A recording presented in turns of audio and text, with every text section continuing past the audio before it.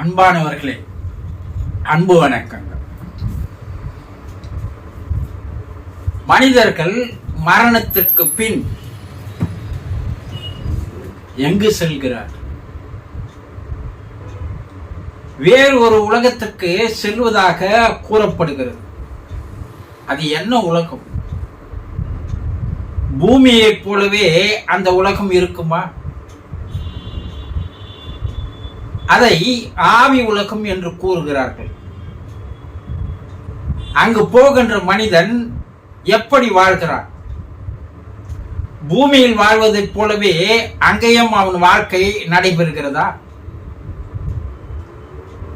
இதை பற்றியெல்லாம் நீங்கள் தெரிந்து கொள்ள வேண்டும் என்றால், புதிதாக பார்ப்பவர்களாக இருந்தால் இந்த சேனலை சப்ஸ்கிரைப் பண்ணி நாள்தோறும் தொடர்ந்து என்னோடு வாருங்கள்.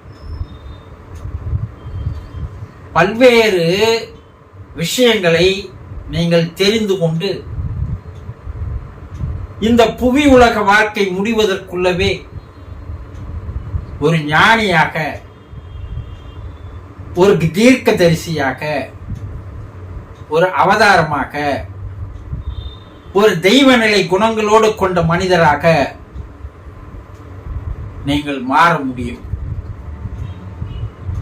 மாற்றிக்கொள்ள ஆசைப்படுகிறீர்களா? தொடர்ந்து இந்த சேனலை பார்த்து வாருங்கள். இன்று நாம் பார்க்க போவது ஒரு அன்பர், குருஜி. வயதானவர்கள் மரணம் அடைகின்ற அந்த நேரங்களில் அவர்களுடைய செயல்கள் எல்லாம் விசித்திரமாக, வியப்பாக இருக்கிறது. என்ன நடக்கிறது அங்கே என்பதை விலாவாரியாக கூற முடியுமா?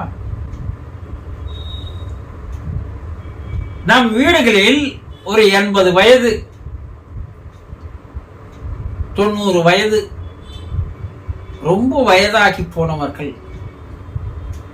நடக்க முடியாத நிலையில் படுத்த படுக்கையில் அவர்கள் நாட்களை கழித்து வரும்போது அவர்களுக்கு மரணம் வருகின்ற நிலைகளை அவர்கள் செய்கின்ற அந்த செயல்களில் இருந்தே நாம் தெரிந்து கொள்ளலாம்.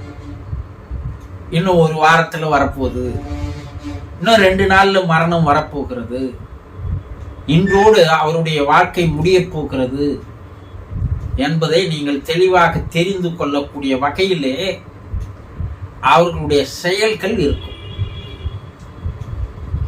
அது என்ன? அவர்கள் மரணத்தை நோக்கி சென்று கொண்டிருக்கிறார்கள், மரணம் அவர்களை நோக்கி வந்து கொண்டிருக்கிறது. அப்ப அவர்கள் சில அவத்தைகளை படுவார்கள், கஷ்டங்களை படுவார்கள். அந்த அவத்தைகள், கஷ்டங்களே மரணம் வருவதற்குண்டான ஒரு அறிகுறிகளாக நாம் தெரிந்து கொள்ளலாம். என்ன? அவர்களுக்கு முதல் தூர பார்வையானது மங்க ஆரம்பித்து விடுகிறது. முதல்ல பார்வையிலிருந்து தான் நடைபெறுகிறது. தூரத்துல வராங்க, ஒரு 10 அடி 20 அடி தூரத்தில் கூட வரவங்களை அவர்களால் சரியாக பார்க்க முடியாது. நம்ம கிராமப்புறங்கள்ல வயசானவங்களை பார்க்கலாம், அப்படி கண் வச்சுக்கின்னு யாரு நீங்க அப்படின்னு கேட்பாங்க இல்லையா? 10 அடி தூரத்திலேயே அவர்களுக்கு அந்த உருவங்கள் தெரியாது. கண்ணானது மங்கி ஒளி குன்ற ஆரம்பிக்கிறது. ஏனென்றால் ஆன்மாவனுடைய செயல் வெளியேற தயாராக இருக்கும்போது புலன்கள் தன்னுடைய செயலை குறைத்து கொள்ள ஆரம்பிக்கிறது. அதுக்குண்டான சக்தி போல, கண்ணுக்குண்டான சக்தி போகாதனால, உயிர் சக்தி அந்த இடத்துக்கு போகாதனால அந்த கண்ணானது மங்க ஆரம்பிக்கிறது.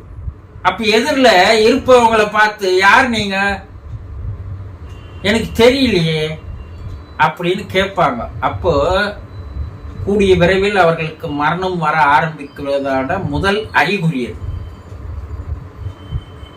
சரி, இரண்டாவது, காதானது கேட்கும் திறன் குறைந்து கொண்டே வரும். நீங்க என்ன சத்தமா பேசினாலும் அவங்களுக்கு கேட்காது. ஏன்னா அந்த உயிர் சக்தி காதுக்கு போல. இந்த உடலில் ஓடிக்கொண்டிருக்கின்ற அந்த உயிர் சக்தி எல்லா இடத்திலும் புலன்கள் வழியாக செலவாகி கொண்டிருக்கிறது, புலன்களை செயல்படுத்தி கொண்டிருக்கிறது. உயிர் சக்தி வந்தாதான் கண்ணு தெரியும், உயிர் சக்தி வந்தாதான் காது கேட்கும். பேட்டரி இருந்தாதான் இந்த பொருள் எல்லாம் வேலை செய்யன்ற மாதிரி அந்த பேட்டரியானது, உயிர் சக்தியானது ஒரு இடத்தில் உள்ளடங்க ஆரம்பிக்கிறது, ஒரு இடத்துல சேர ஆரம்பிச்சு வெளியேற ஆரம்பிக்க போகுது. அப்படி சேரும்போது காதுக்கு போன்ற அந்த உயிர் சக்தி போகாத காரணத்தினால் காது வேலை செய்யாமல் போகிறது. நீங்க என்ன சத்தமா அவங்க கிட்ட காது கிட்ட போய் பேசுனீங்கன்னா கூட அவர்களால் புரிந்து கொள்ள முடியாது என்று கேட்பார்கள். இது இரண்டாவது அறிகுறி. இரண்டாவது அவத்தை கேட்க முடியல, அவங்களால மற்றவங்க சொல்றதே கேட்க முடியல, அது ஒரு கஷ்டம்தான். இது இரண்டாவது. அவங்கள இன்னும் 2 நாள் 3 நாட்களில் அந்த மரணம் வர இருக்கிறது என்றால் அவர்களுடைய உடலிலே ஒரு துர்நாற்றம் வீச ஆரம்பித்துவிடும்.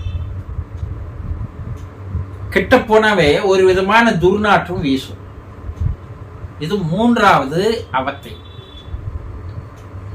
யாரு எதிரில் வந்து நின்னாலும் நல்லா இருக்கீங்களா, உங்க வீட்டுல நல்லா இருக்காங்களா, அவங்க நல்லா இருக்கிறாங்களா, இவங்க நல்லா இருக்கிறாங்களா என்று நலம் விசாரிக்க ஆரம்பிப்பார்கள். அவங்க யாருன்னே தெரியாது, ஆனா இவங்க என்ன பண்ணுவாங்க, நலம் விசாரிப்பார்கள். இது ஒரு பிதற்றல் என்று சொல்லுவார்கள்.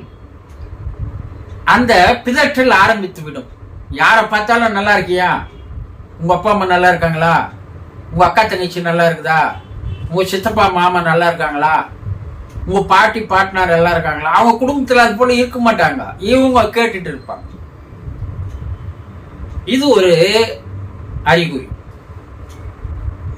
ஏன்னா அவர்களுடைய பழைய நினைவுகள் அங்க ஓட ஆரம்பிக்கிறது. பார்ப்பவர் இவராக தான் இருக்கும்னு அவங்களே ஒரு தீர்மானம் பண்ணிக்கொண்டு அவர்களை பற்றி அவர்களோடு பழகி அந்த பழைய நினைவுகளை நினைத்து பார்த்து அவர்களோடு பேசுவார்கள். ஆனா அவர்களுக்கு இவங்களுக்கும் சம்பந்தமே இருக்காது. அவர்கள் நினைப்பது ஒன்று, இருப்பது வேறால். இப்படி அந்த பழைய நினைவுகள் எல்லாம் ஓட ஆரம்பித்து விடும். சித்தம் கலங்கி போய்விடும். சின்ன விஷயத்துக்கு கூட கோவப்படுவாங்க, எதனா தூக்கி விசிறி அடிப்பாங்க, அவங்க பாட்டுக்கு அழ ஆரம்பிச்சிடுவாங்க, எதையோ பேசுவார்கள்.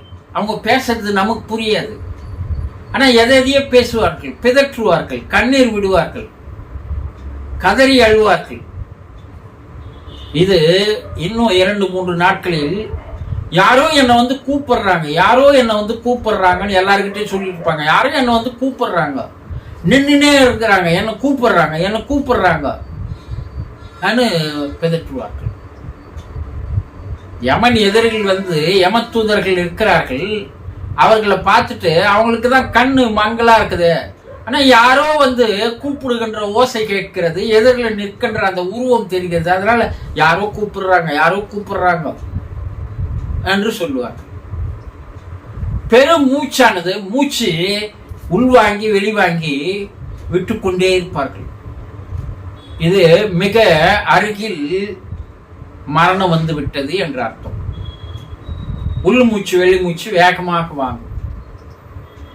அது எப்படின்னா, இப்போ நம்ம வீட்டில் நாய் வளர்த்தோம்னா அதனுடைய மூச்சு எவ்வளவு வேகமா இருக்குது பாருங்க. மூச்சுடைய வேகம் அதிகமாகும் போது ஆயுள் குறைகிறது என்பதை பொதுவாக யோகத்தில் சொல்லுவாங்க. அதனால்தான் மூச்சை அடக்கி கும்பகத்தில் நிறுத்துவது, இருப்பதை போல 4 மடங்கு மெதுவாக வெளியே விடுவது.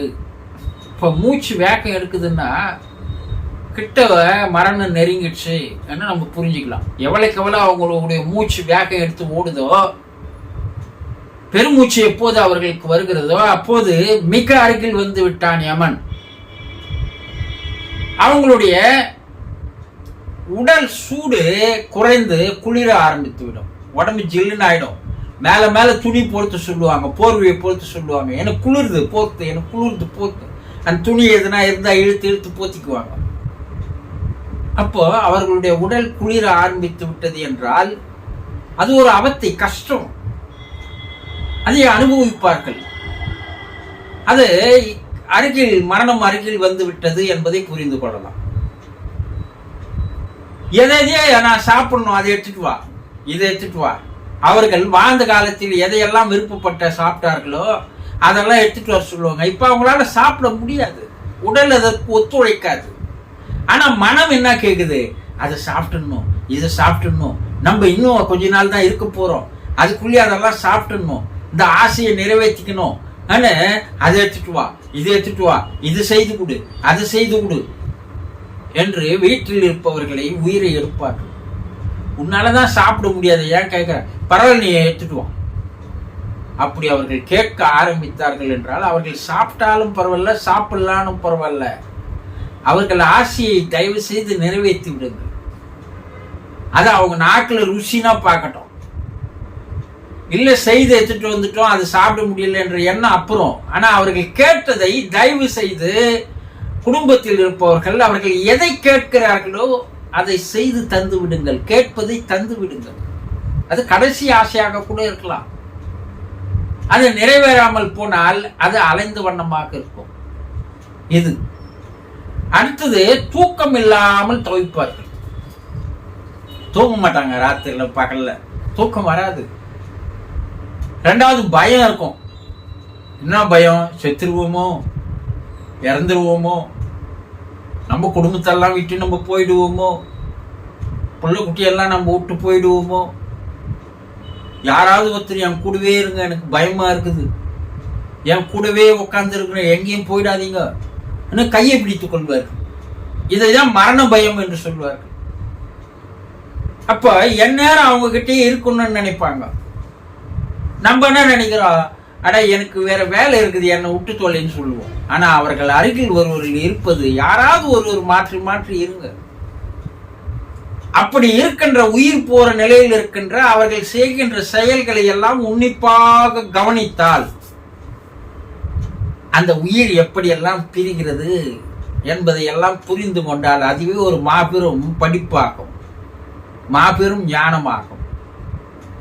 இது தனக்கு வரும்போது இப்படியெல்லாம் வருகிறது என்றால் தன்னுடைய மரணத்தை தானே உணர்ந்து கொள்ளக்கூடிய பக்குவம் நமக்கு வந்துவிடும். ஆக மரணம் மிக அருகில் இருப்பவர்களுக்கு பல அவத்தைகள், கஷ்டங்கள் இருக்கிறது. அதை அவர்கள் அனுபவிக்கிறார்கள். அதை நாம் ஏதோ ஒன்று என்று புறம் தள்ளிவிடக்கூடாது, ஒதுக்கிவிடக்கூடாது. அருகில் இருந்து பார்க்க வேண்டும். அவர்கள் கேட்பதையெல்லாம் அந்த ஆசைகளை நிறைவேற்றி தர வேண்டும். புரிந்து கொண்டீர்களா? சந்தோஷம்.